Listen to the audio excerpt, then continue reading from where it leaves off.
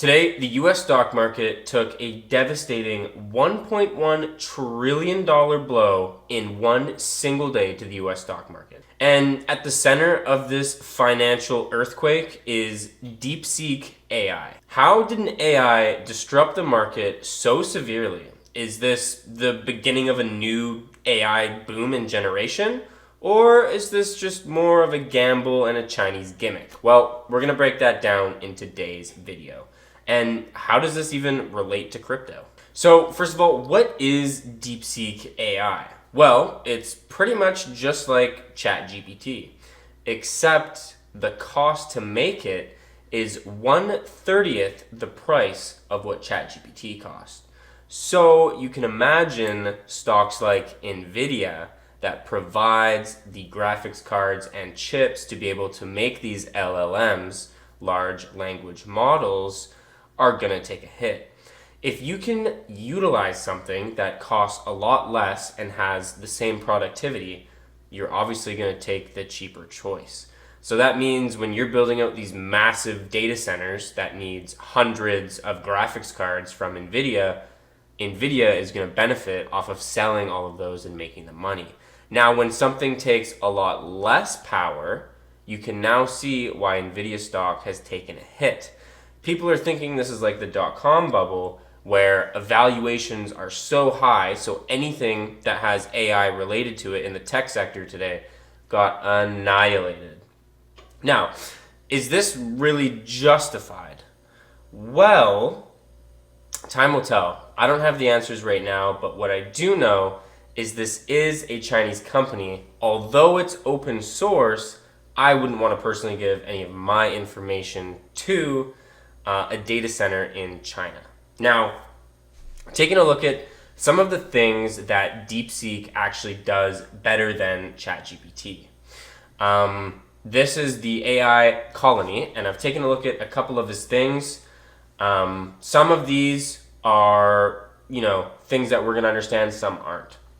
I'm just being honest. So the first one is DeepSeek R1 thinks in real time. So if you ask it to show its work, it's literally telling you exactly how it got to that answer. And you can see all of the ways that it gets to that answer. So using its reasoning is one way that you can utilize this over ChatGPT.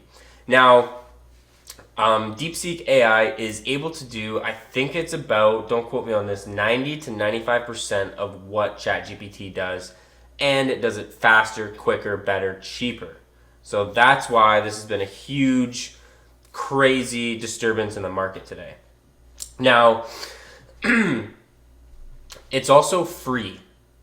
So keep that in mind. ChatGPT, it costs you money once you start utilizing the 4.0, start getting it to do tasks for you. There's a pricing model for ChatGPT.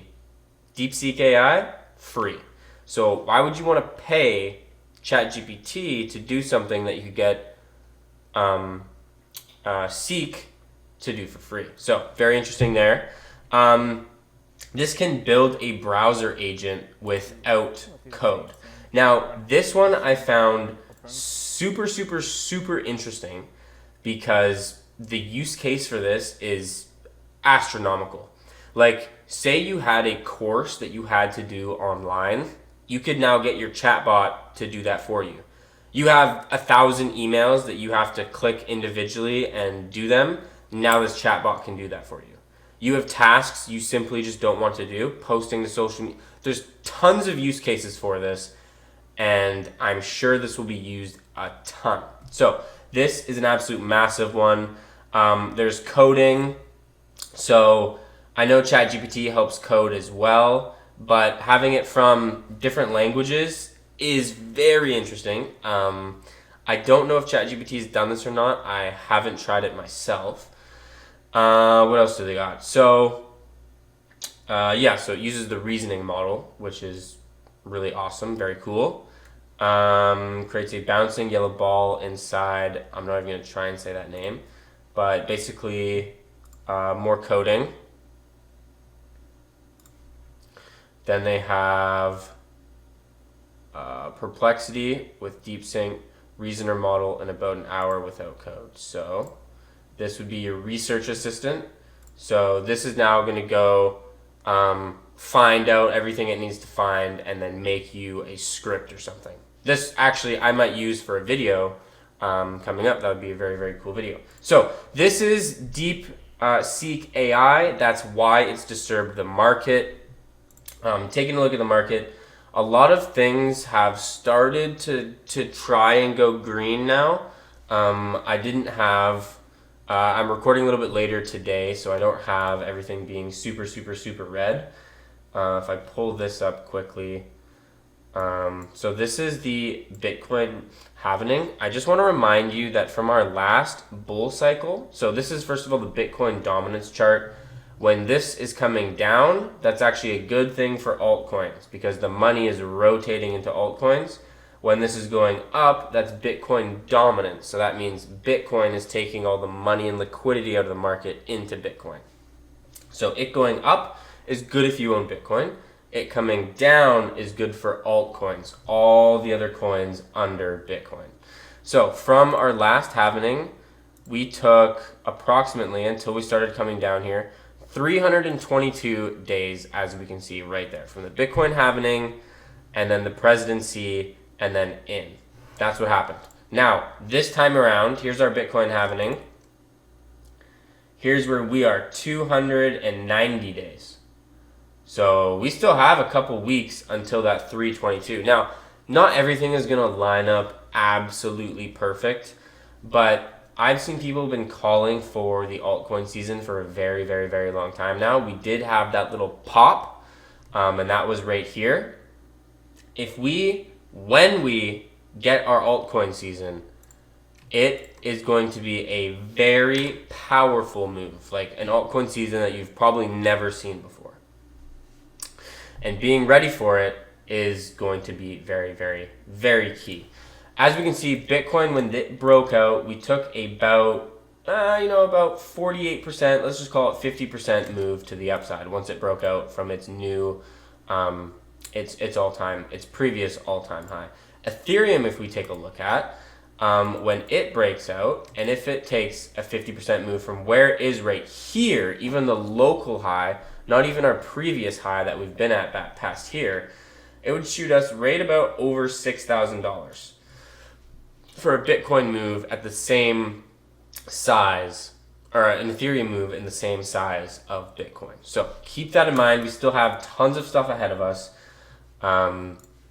Just wanted to show you that. Now, taking a look at our liquidation map, we have tons of liquidity to the upside for Ethereum. We can see there's about $5.5 billion of shorts. And where does the price gravitating towards? It likes to gravitate towards liquidity, where it can gobble up liquidity. That's why when leverage traders are going short or long, it always feels like you get tagged out or kind of ran over, and massive moves to the upside and downside. Those are the liquidation events that are just cascading things. If we take a look at our Bitcoin rainbow price chart, remember guys, we're still in the accumulation phase. This green spot right here. As we can see, it's played out every time since. So why wouldn't it play out this time? We have so many things backing us. We have somebody in presidency and in the, what do you call them? The political side of things, like regulation. Those people in charge of, crypto regulation, they're pro-crypto. So things are only looking up this year. I know it sucks seeing red all the time, but if you bear through these times and you come out the other end, I promise it's going to be worth it this year. I promise. Let's check out altcoin season. We're kind of consolidating in this around 50% area. Nothing really to see here. And that's really all I got for you guys. As we can see, the market got absolutely blowing up today. 1.1 trillion in a single day is unheard of. That's an insane amount of money. That's my update for you guys today. That's all I got. The market got absolutely steamrolled. Just be careful on AI projects or AI companies like Nvidia. I think it's going to be a gift as a dip, but you do have to think that, you know what, if companies can do things cheaper, they're always going to do that. It's going to benefit companies like Facebook, Meta. Well, those are the same. Meta is Facebook. Sorry, I meant to say like Twitter, different bigger companies, maybe even Palantir, companies that utilize all of this AI infrastructure. It's going to be cheaper for them and more revenue for them if they get all of the stuff working for cheaper. The chip manufacturers like Nvidia or AMD or Taiwan Semiconductor, those are the companies that might take the hit because those are the ones like producing everything, and it's going to if everything's getting cheaper, then it's going to be easier for companies to use that and make their bottom line better. So that's kind of my outlook on everything. Obviously, Trump loves to have the stock market green. So one thing I do know is he wants his economy strong and he wants his stock market to be at all-time highs. That's all I got for you today. It's the update. Follow the Discord if you want all the plays, and like, subscribe, comment down below what you want to see for a video. Thanks, guys. See you later.